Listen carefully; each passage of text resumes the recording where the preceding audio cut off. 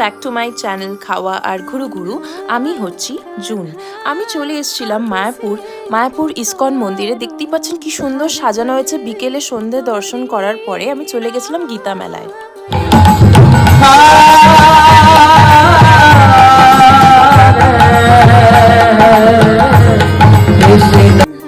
এত সুন্দর লাইভ কীর্তন শুনতে শুনতে আমার প্রচণ্ড এই ঠান্ডায় ইচ্ছা করছিল হার্বাল টি আর পিৎজা অর্ডার করেছিলাম গোবিন্দাস রেস্টুরেন্টে।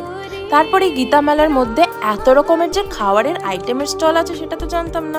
পিৎজা খেয়ে পেট ভরে গেছে, কিন্তু 30খানা আইটেমস বলতে এখানে খাবারের স্টল আছে। অ্যান্ড তাছাড়া গিফট এম্পোরিয়াম স্টলও আছে। আপনি আপনার ফ্যামিলিকে নিয়ে সবসময় 25 ডিসেম্বর থেকে 6 জানুয়ারির মধ্যে চলে যাবেন এই গীতা মেলাটাকে এনজয় করতে।